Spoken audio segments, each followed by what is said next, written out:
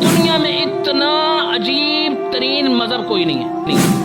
ایک ہی باپ ہے, وہ بیٹا بھی ہے, وہ خدا بھی ہے, خدا کا بیٹا بھی ہے, وہ پیدا بھی ہوا ہے, اور پھر وہ جناب اس کی ماں بھی ہے, اور وہ پھر اس کی طرف سے رسول بھی ہے, پھر اس کا رسول بھی ہے, پھر اس کو سولی پر بھی لٹکایا جاتا ہے, پھر اس نے کفارہ بھی دینا ہے, پھر وہ انسان بھی ہے, پھر وہ کھاتا بھی ہے, وہ خدا بھی اور وہ سب کچھ بھی ہے. انا للہ و انا الیہ راجعون. اتنا متنازع معاملہ ہے, کیسے مان لے؟ کوئی عقل مند نہیں مان سکتا. نبی تو دور کی بات, کوئی عقل مند نہیں مان سکتا.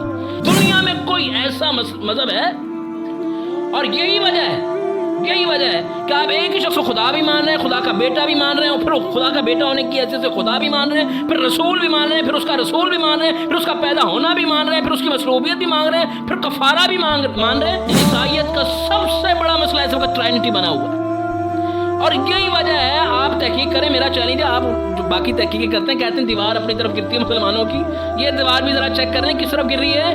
آپ کی تو اپنی کیا الہاد کی طرف دیوار گر رہی ہے. سب سے زیادہ اس وقت دنیا میں جو ملحد ہو رہے ہیں وہ عیسائی ہیں.